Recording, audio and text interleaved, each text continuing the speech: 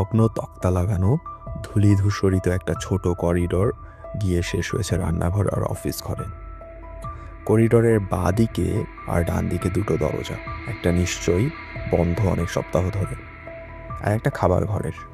রহস্যজনক ব্যাপারটা রেখে গেছে এ ঘরেই। হোমস আমার আগে ঘরে ঢুকলো, পেছনে আমি। মৃত্যুর সান্নিধ্যে হৃদঘাত মন্থর হয়ে আসে আমার, এক্ষেত্রেও তার ব্যতিক্রম হলো না। ঘরটা চৌকো না, বেশ বড়। আরো বড় মনে হচ্ছে ফার্নিচার না থাকায়। লাল শিখার মতো সমুজ্জ্বল সস্তা রুচির কাগজে মোড়া দেয়াল, মাঝে মাঝে ছ্যাতলার দাগ, কোথাও কোথাও বেশ খানিকটা ছিঁড়ে ঝুলছে, তলায় বেরিয়ে পড়েছে হলদে পলেস্তরা। দরজার উল্টো দিকে একটা বাহারি ফায়ারপ্লেস, নকল সাদা মরমর দিয়ে চারদিক বাঁধানো। এরই এক কোণে একটা লাল গালার মোমবাতির তলদেশ। একটি মাত্র জানালা, এত নোংরা যে আলো আসছে অতি ক্ষীণ আর অনিশ্চিতভাবে। ম্যাড়মেড়ে ধূসরতায় আবৃত করে রেখেছে প্রতিটি বস্তু। পুরো ধুলো জমে থাকার ফলে আরও বৃদ্ধি পেয়েছে ধূসরতা। এত খুঁটিনাটি লক্ষ্য করেছিলাম পরে। আমার সমস্ত সত্তা যেন তখন হুমড়ি খেয়ে পড়েছিল মেঝের তক্তার উপর শায়িত নিষ্পন্দ দেহটির ওপর। চোখ খোলা, কিন্তু দৃষ্টি নেই সে চোখে। ফ্যাল ফ্যাল চোখে চেয়ে আছে বিবর্ণ পরিকাঠের দিকে। বয়স 44 কি 45, মধ্যমাকৃতির, চওড়া কাঁধ, কুচকানো ছোট কালো চুল, খাটো মোটা শক্ত দাড়ি। পরনে ভারী কাপড়ের ফ্রক, কোট আর ওয়েস্টকোট, ট্রাউজার্স হালকা রঙের, কলার আর কাফ বেশ পরিচ্ছন্ন এবং পরিপাটি। পরিষ্কারভাবে বুরুশ করা টপ হ্যাটটা বসানো রয়েছে দেহের পাশে মেঝের ওপর, হাত মুষ্টিবদ্ধ, বাহু দুপাশে ছড়ানো। মৃত্যু যেন বড়ই যন্ত্রণাদায়ক হয়েছে। আড়ষ্ট মুখে পরিস্ফুট এমন একটা ভয়াবহ বিভীষিকা, এবং সে সাথে একটা বিজাতীয় ঘৃণা, যার সংমিশ্রণ কোনো মানুষের মুখে কখনো আমি দেখিনি। এই উৎকট এবং ভয়ঙ্কর মুখ বিকৃতির সাথে নিচু কপাল, ঢ্যাবরা নাক আর ঠেলে বেরিয়ে আসা চোয়াল যুক্ত হওয়ায় মৃত ব্যক্তিকে একটা অদ্ভুত নরবানরের মতো দেখতে লাগছে।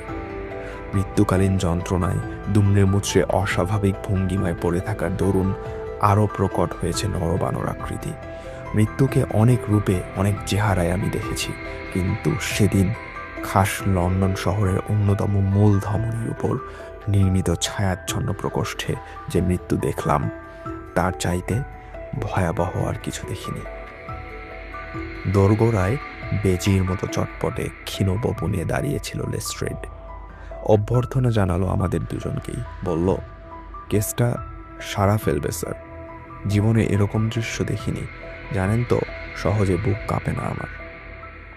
গ্রেগসন বলল, সূত্রটূত্র কিছু পাওয়া গেল? একেবারেই না, যেন সুরে সুর মেলালো লেস্ট্রেড। মরাটার কাছে গিয়ে নতজানু হয়ে বসল শার্লক হোমস। খুঁটিয়ে দেখল পা থেকে মাথা পর্যন্ত। তারপর চারপাশে ছড়িয়ে ছিটিয়ে থাকা অসংখ্য রক্তের দাগের দিকে আঙুল তুলে বলল, দেহে চোট লাগেনি বলছো? ঠিক তো? একেবারে ঠিক, একই সাথে চেঁচিয়ে ওঠে দুই ডিটেকটিভ। তাহলে এ রক্ত দ্বিতীয় কোনো ব্যক্তির, খুব সম্ভব হত্যাকারীর। আদৌ যদি সত্যি হয়ে থাকে, 1834 সালে ইট্রেক্টে ভ্যান জ্যানসেনের মৃত্যুর ব্যাপারটা মনে পড়ে যাচ্ছে। গ্রেগসন কেসটা মনে আছে? আগে না, পড়ে নিও, পড়া উচিত। সংসারের নতুন কিছু হচ্ছে না, সব হয়ে গিয়েছে। কথার সাথে সাথে আঙুল চলছে হোমসের। তারপর দ্রুত চঞ্চল আঙুল এত তাড়াতাড়ি টিপে দেখছে, বোতাম খুলছে, বুলিয়ে অনুভব করছে যে চোখে না দেখলে বিশ্বাস করা যায় না। এত তাড়াতাড়ি, অথচ এত নিপুণভাবে যে পরীক্ষা করা যায়, আগে জানতাম না। দুই চোখে কিন্তু সেই দিগন্ত বিস্তৃত স্বপ্নীল চাউনি। আগে যা বলেছি। সবশেষে মরা ঠোঁট শুকিয়ে তাকালো পেটেন্ট চামড়ার জুতার শুকতলায়। বলল, লাশ নাড়ানো হয়নি তো? আমাদের পরীক্ষার জন্য যেটা নাড়ানো দরকার তার বেশি নয়। মর্গে চালান করতে পারো, আর কিছু জানার নেই। চারজন লোক স্ট্রেচার নিয়ে গ্রেগসনের হুকুমের অপেক্ষায় দাঁড়িয়েছিল। হাঁক ডাক শুনেই ঢুকলো ভেতরে। আগন্তুককে নিয়ে বেরিয়ে গেল বাইরে। লাশ তোলবার সময়ে কিন্তু একটা আংটি টং করে মেঝেতে পড়ে গড়িয়ে যেতেই লাফিয়ে গিয়ে ছো মেরে তুলে নিল লেস্ট্রেড। চেয়ে রইল ফ্যাল ফ্যাল করে। পরক্ষণেই বলল গলার শির তুলে, মেয়েছেরাও ছিল এখানে। এই আংটি বিয়ের আংটি, কনের আঙুলে থাকে। বলতে বলতে হাতের তলায় আংটি বাড়িয়ে ধরেছিল লেস্ট্রেড। হুমড়ি খেয়ে পড়লাম আমরা সবাই। না, কোনো সন্দেহ নেই, সোনার এই ছোট চক্রটি একদা এক বিয়ের কনের আঙুলেই শোভা পেয়েছিল।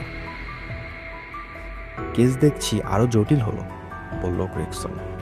এমনিতেই জটের ঠেলায় চোখে অন্ধকার দেখছিলাম, জুটল নতুন উপসর্গ। তাই নাকি? আংটি তাহলে জট বাড়িয়ে দিচ্ছে, মন্তব্য করল শার্লক হোমস। হা করে আংটিটির দিকে চেয়ে থাকলে নতুন কিছুই জানা যাবে না। লকেটে কি পেয়েছো বলো? এখানেই সব আছে। সিঁড়ির নিচের ধাপে স্তূপীকৃত কয়েকটি বস্তুর দিকে আঙুল তুলে দেখিয়ে বলল গ্রেগসন। লন্ডনের ব্যারোড কোম্পানির তৈরি একটা সোনার ঘড়ি, নম্বর 97163।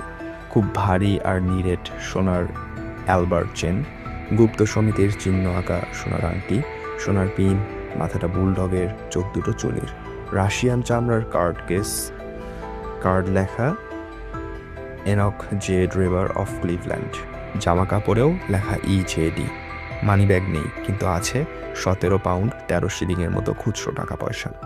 বোকাশিওর ডেকামেরন বইটির পকেট সংস্করণ, পুস্তনিতে লেখা জোসেফ স্ট্যাঞ্জারসনের নাম। দুটো চিঠি, একটা লেখা হয়েছে EJ ড্রেভারকে, অন্যটা জোসেফ স্ট্যাঞ্জারসনকে। কোন ঠিকানায়? স্ট্যান্ডের আমেরিকান এক্সচেঞ্জের ঠিকানায় এসে নিয়ে যাওয়ার চিঠি। দুটোই এসেছে গুইয়ন স্টিমশিপ কোম্পানি থেকে। লিভারপুল থেকে জাহাজ ছাড়ার খবর। বেচারা নিউ ইয়র্কে ফেরার তোড়জোড় করছিল। স্ট্যাঞ্জারসন সম্বন্ধে খোঁজখবর নিয়েছ? সাথে সাথে ব্যবস্থা করেছি, বলল গ্রেগসন। সব কটা খবরের কাগজে বিজ্ঞাপন পাঠিয়ে দিয়েছি। লোক পাঠিয়েছি আমেরিকান এক্সচেঞ্জে, ফেরেনি এখনো। ক্লিভল্যান্ডে খবর পাঠিয়ে দিয়েছ? টেলিগ্রাম পাঠিয়েছি আজ সকালে।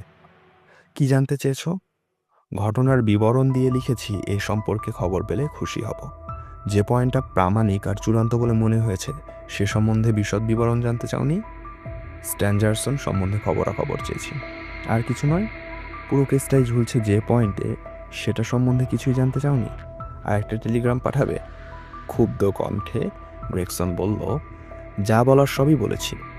খুব খুব করে হেসে উঠল শার্লক হোমস। কি একটা কথা বলতে যাচ্ছে এমন সময় বাইরের ঘর থেকে লেস্ট্রেড এসে পৌঁছলো এ ঘরে। আত্মম্ভরিতা আর আত্মতৃপ্তি ঝরে পড়ছে দুহাত ঘষার মধ্যে।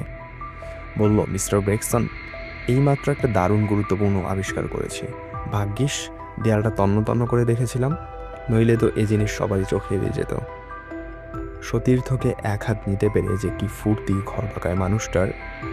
ঝিকমিক করছে দুই চোখ, চাপা উত্তেজনা বুড়বুড়ি কাটছে চোখে মুখে। হুড়মুড় করে ভেতরে এসে বলল সল্লাসে, আসনের দিকে দাঁড়ান এখানে। বিকট মরা সরানোর ফলে ঘরে আবহাওয়ার উন্নতি ঘটেছিল। বুটের চামড়ায় দেশলাই ঘষে জ্বলন্ত কাঠিটা দেয়ালের ওপর তুলে ধরল লেস্ট্রেড। বলল বিজয়ের বাসে, দেখুন, আগেই বলেছি ছেঁড়া কাগজের লম্বা ফালি ঝুলছিল সব কয়টা দেয়ালে। এই জায়গাটায় চৌকোনো হলদে পলেস্তারা বেরিয়ে পড়েছে বেশ খানিকটা কাগজ ছিঁড়ে যাওয়ায়। হলুদ প্লাস্টারের ওপর রক্ত লাল অক্ষরে লেখা একটি মাত্র শব্দ। শব্দটি হচ্ছে RACHE। হা হা। বলুন, কি বুঝলেন? সাড়ম্বরে হস্ত সঞ্চালনে লেখাটি দেখিয়ে বলল লেস্ট্রেড, যেন জবর খেলা দেখাচ্ছে সার্কাসের বাজিকর। লেখাটা ছিল সবচেয়ে অন্ধকার কোণে, তাই কারো চোখে পড়েনি, দেখার কথাও মনে হয়নি। হত্যাকারী এ লেখা লিখেছে নিজের রক্ত দিয়ে। দেখছেন না, অক্ষর থেকে রক্তের ধারা গড়িয়ে পড়েছে দেয়াল বেয়ে। আত্মহত্যার সম্ভাবনা হলে নাকচ হয়ে গেল। শব্দটা ঘরের এ কোণে কেন লেখা হয়েছিল বলুন তো? আমি বলছি, মোমবাতিটা দেখছেন? ওটা জ্বালানো হলে কিন্তু ওই কোণেই আলো পড়বে সবচেয়ে বেশি, অন্ধকার আর থাকবে না। আবিষ্কারের ফলে লাভটা কি হলো? প্রতিপক্ষকে বসিয়ে দেওয়ার জন্য এমন স্বরে বলল গ্রেগসন। লাভ? আরে মশাই, র্যাচেল নামটা লিখতে গিয়ে বাধা পাওয়ায় রাখ সব পর্যন্ত লেখা হয়েছে। রেচেল নামটা কিন্তু মেয়ের। কেসটা যখন গুটিয়ে আনা হবে তখন দেখবেন র্যাচেল নামে একটা মেয়ে এর মধ্যে আছে। হাসা খুব সোজা মিস্টার শার্লক হোমস। আপনি খুব চালাক আর স্মার্ট মানছি, কিন্তু জানবেন কাঙালের কথা বাসি হলেও খাটে।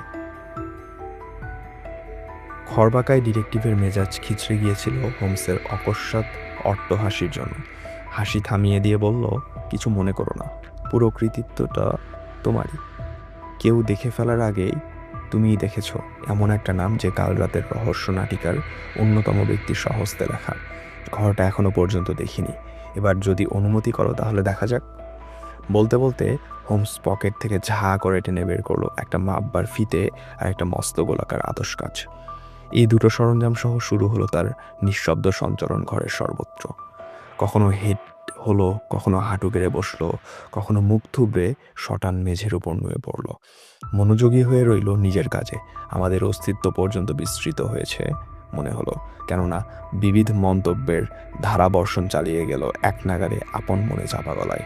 কখনো হর্ষে ফেটে পড়ল, কখনো বিস্ময়ে চেঁচিয়ে উঠল, কখনো বিষাদে গুঙিয়ে উঠল, কখনো ফুর্তিতে শীষ দিয়ে উঠল। বিপুল উৎসাহ আর প্রত্যাশা যেন মূর্ত হলো ছোট ছোট চিৎকারের মধ্যে, ঠিক যেন খানদানি রক্তের উপযুক্ত ট্রেনিং পাওয়া একটা ফক্স হাউন্ড ঝোপের মধ্য দিয়ে ছোটাছুটি করছে, সাগ্রহে গড়গড় করছে, হারিয়ে যাওয়া গন্ধটা নাকে না আসা পর্যন্ত স্থির থাকতে পারছে না। 20 মিনিট কি তারও বেশি সময় এভাবে চুলচেরা মাপজোক করে গেল হোমস হাতের ফিতে দিয়ে। কি যে ছাই মাপলো কিছুই বুঝলাম না, কেননা আমার চোখে তা সম্পূর্ণ অদৃশ্যই রয়ে গেল। আমি না দেখলেও ও কিন্তু দাগ দেখেছিল, এবং একটা দাগ থেকে আর একটা দাগ পর্যন্ত ফিতা কত দূর তা দিয়ে মাপছিল।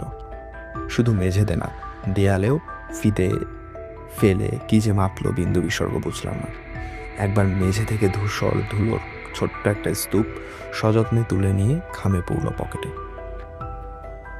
সবশেষে আতশ কাজ দিয়ে দেয়ালের লিখন নিরীক্ষণ করলো অসীম যত্নে। কিছুই যেন বাদ না যায় এমনইভাবে তন্ন তন্ন করে সব কয়টা হরফ ম্যাগনিফাইং গ্লাসের মধ্য দিয়ে বিবর্ধিত আকারে দেখার পর মনে হলো সে যেন বেশ সন্তুষ্ট হয়েছে। ফিতা আর কাজ রাখলো পকেটে। হেসে বলল, কথায় বলে প্রতিভাকে অনেক কষ্ট করতে হয়, নইলে কেষ্ট মেলে না। সংজ্ঞাটা যাচ্ছে তাই হলেও ডিটেকটিভ লাইনে খাটে। শখের গোয়েন্দার চাতুর্যপূর্ণ গতিবিধি, বিলক্ষণ কৌতূহল এবং কিছুটা অবজ্ঞা সহ লক্ষ্য করেছিল গ্রেগসন আর লেস্ট্রেড। একটা ব্যাপার স্পষ্ট বুঝলাম, শার্লক হোমসের ছোটোখাটো তৎপরতাও যেন নির্দিষ্ট এবং বাস্তব লক্ষ্য অভিমুখী। এরা দুজনেই হৃদয়ঙ্গম করতে পারেনি, তাই দুজনে শুধালো একই সাথে, বলুন কি বুঝলেন? বন্ধুবর বলল, আমি যদি তোমাদের সাহায্য করে ফেলি তাহলে তোমাদের আর বাহাবা নেওয়া হয় না। কাজ যা করছো তা চমৎকার, মাঝখান থেকে বাগড়ে দিতে চাই না। প্রত্যেকটা শব্দের মধ্যে ধ্বনিত হলো নিশ্চিম বিদ্রুপ। তদন্ত করছো কীরকম সে খবর যদি আমাকে জানানোর দরকার থাকে বলে মনে করো, তখন না হয় আমার সাধ্যমতো সাহায্য করা যাবে। আপাতত লাশ যে আবিষ্কার করেছে সেই কনস্টেবলটির সাথে কথা বলতে চাই। নাম ঠিকানা দেবে? নোট বই বের করে ঠিকানায় চোখ বুলিয়ে নিয়ে লেস্ট্রেড বলল, জন রান্স। এখন ডিউটি নেই।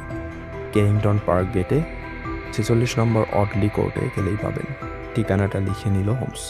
বলল, এসো ডাক্তার, জন রান্সকে খুঁজে বের করতে চাই।